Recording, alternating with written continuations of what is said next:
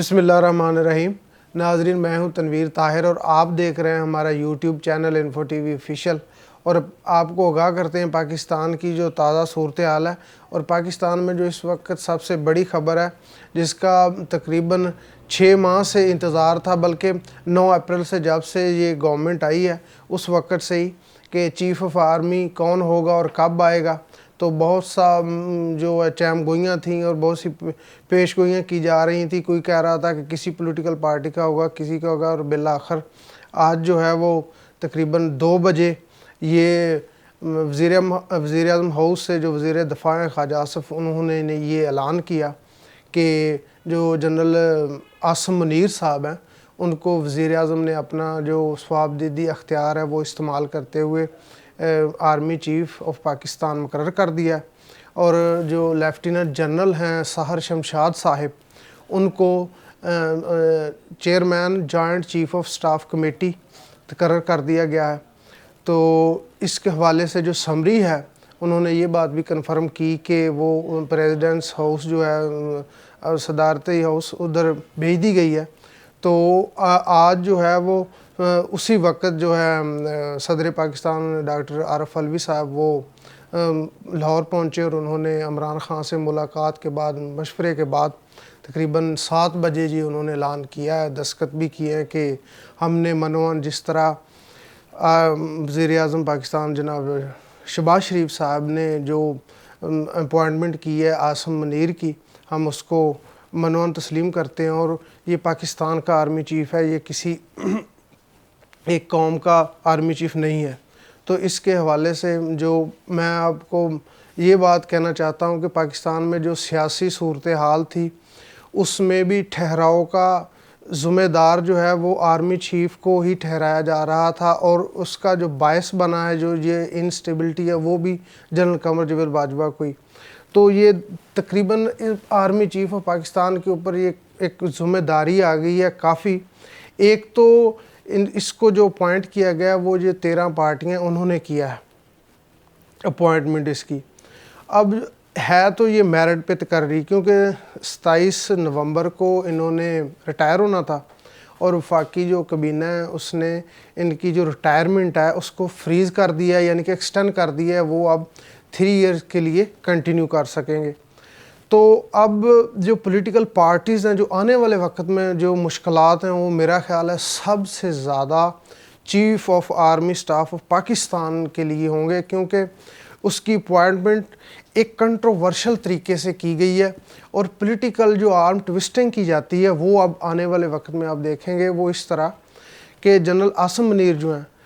ویسے تو سارے جنرلوں کو انہوں نے کنٹروورشل بنایا، سب ہی اس میں شامل تھے، لیکن اب جو ہے عاصم منیر آ گئے ہیں، تو اب 12-13 جو کیبنٹ میں جماعتیں بیٹھی ہوئی ہیں انہوں نے اس کی منظوری دی ہے۔ تو وقت کے ساتھ ساتھ جب بھی کوئی بات ہوگی تو یہ کہیں گے کہ جس طرح بلاول نے منظور پشتین اور وزیر خان والے معاملہ ہے اس کے متعلق اس نے کہا کہ کسی نے پوچھا کہ اس کو جو گرفتار کیا سندھ حکومت نے تو آپ رہا کرے تھے، بلاول نے کہا کہ نہیں، جا کے جنہوں نے کیا ان سے پوچھیں۔ اب یہ جو 12-13 پارٹیوں کی لیڈرشپ کیبنٹ میں شامل تھی وہ بھی ایسے ہی جو آنے والا وقت ہے کوئی بات ہوگی تو یہ کہیں گے کہ ہم نے بھی تو کیبنٹ میں شامل تھے، ہم نے تو عاصم منیر کو لگایا تو ہمارا یہ کام کرے، یعنی کہ آپ وہ اپنے جو مسائل ہیں وہ ایک خود غرض جس کو بولتے ہیں وہ استعمال کریں گے جنرل عاصم منیر کو مختلف پیغامات کے ذریعے۔ دوسری اکنامک کی جو حالت ہے وہ اب یہ دیکھ لیں کہ سروے آ رہے ہیں کہ پاکستان میں جو عمران خان کی حکومت تھی، یعنی کہ 5% مارچ 2022 میں جو ہے وہ پاکستان کے 5% چانسز تھے ڈیفالٹ ہونے کے، یعنی رسک تھا 5% کا، اور اب وہ بڑھ کے ہو گیا 90%، اور پاکستان میں انویسٹمنٹ نہیں آ رہی، ٹریڈ نہیں ہو رہی، کوئی پراپرلی ریونیو جنریٹ نہیں ہو رہا، جو انڈسٹریز ہیں وہ بند ہو رہی ہیں۔ فیصل آباد میں تو پہلے عمران خان کی حکومت میں تو مزدور نہیں مل رہے تھے، اب وہاں ویسے ہی بند ہوگی، گیس نہیں آ رہی، تو کسان بھی پریشان ہیں بہت زیادہ۔ تو اسحاق ڈار نے بھی کل یہ بیان دیا کہ عمران خان کی یہ جو کیفیت ہے لانگ مارچ کی اور ایک ہیجانی سی جو کیفیت ہے اس میں اسی وجہ سے ہی ہے جو پاکستان کے معاشی حالات ہیں وہ ٹھیک نہیں ہو رہے. تو کہیں نہ کہیں آ جا کے ہمارا جو معاملات ہیں ساری اس قوم کے وہ آرمی چیف پہ ہی ہیں کہ معاشی طور پہ بھی اسی کے اوپر ذمہ داری ہے. اور جو ہمارے سیکیورٹی کے خدشات ہیں خاص طور پر جو ایک پولیٹیکل وکٹمائزیشن کی جاتی ہے جس طرح جنسی تشدد ہوا ہے سینیٹر اعظم سواتی اور ڈاکٹر شہباز گل پر، اس کی تحقیقات کا معاملہ ہے. عمران خان کے اوپر جو قاتلانہ حملہ ہوا ہے اس کی تحقیقات کا معاملہ ہے. FIR کا معاملہ ہے. یہ سیکیورٹی کے، معیشت کے، سیاسی، یہ سارے اب آ رہے ہیں army chief general Asim Munir صاحب کے اوپر. اور پاکستان کے جو سفارتی تعلقات ہیں اس میں بھی ابھی ایک بریک لگی ہوئی ہے. اب وہ بھی اپنی جگہ پہ جس طرح افغانستان کے ساتھ ہمارے جو تعلقات ہیں وہ بھی اب بہت حد تک کشیدہ ہو چکے ہیں. انڈیا کی طرف سے بیان آ رہے ہیں کہ ہم جو ہے وہ حملہ یعنی ویسے ہی وہ ایک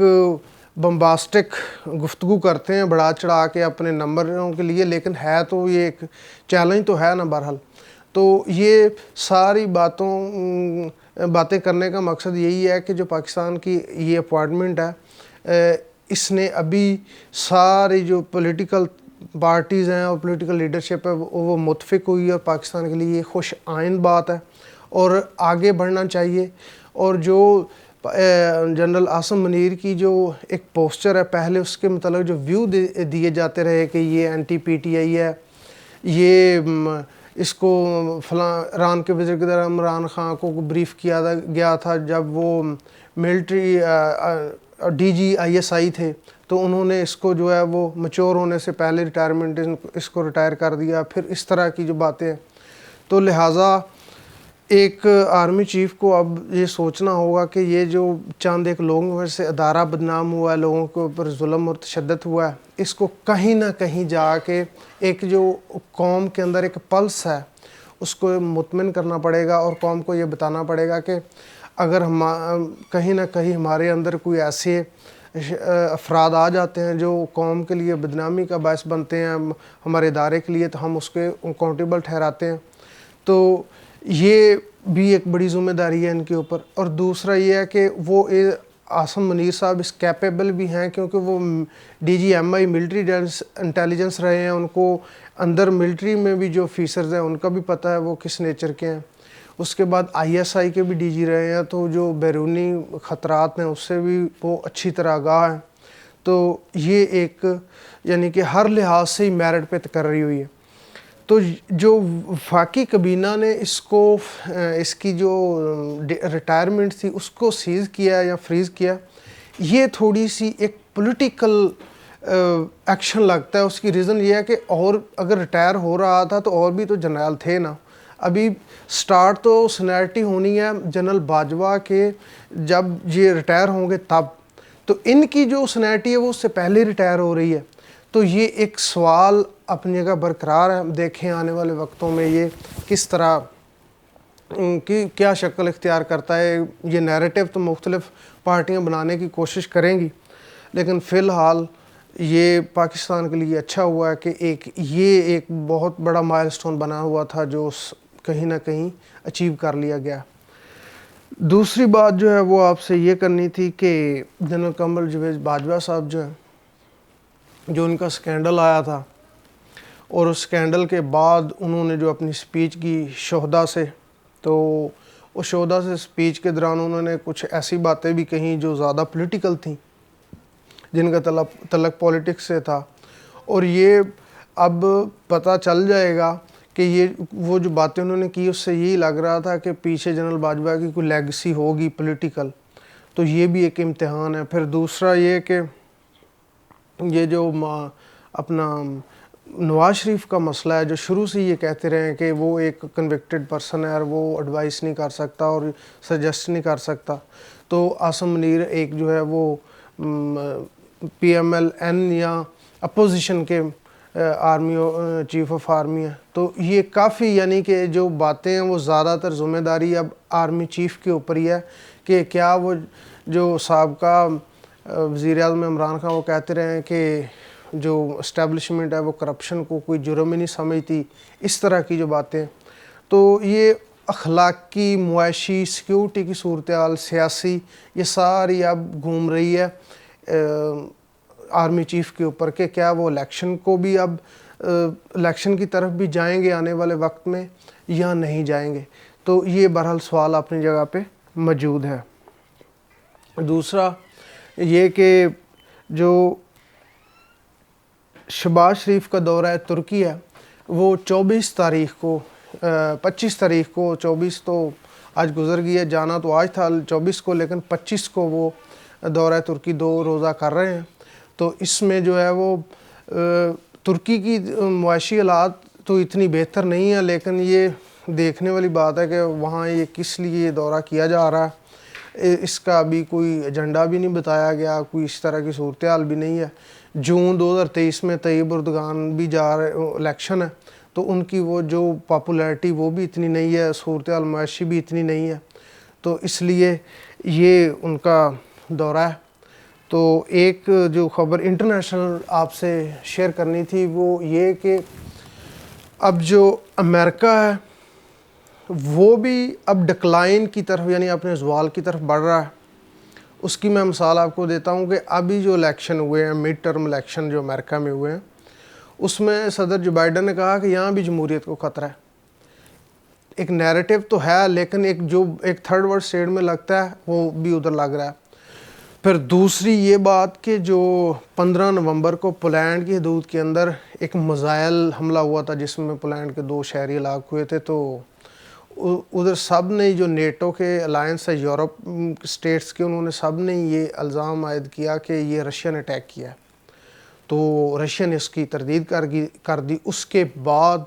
پھر جو ولادیمیر زیلنسکی یوکرین کے پریزیڈنٹ ہیں، انہوں نے بھی پھر یہ کہہ دیا کہ نہیں یہ رشیا کا میزائل ہے. اور اس بیان کے اوپر صدر جو بائیڈن نے یہ کہا کہ یہ جھوٹ بول رہا ہے، اس طرح نہیں ہے، یہ یعنی کہ اس کو نہیں ولادیمیر زیلنسکی کو کہنا چاہیے تھا. اور اب پولینڈ کی جو وزارت دفاع ہے انہوں نے کہا ہے کہ یہ جو میزائل ہے یہ امریکی ساخت کا میزائل ہے، ہم نے فرنزے کروایا. تو اب دیکھیں کہ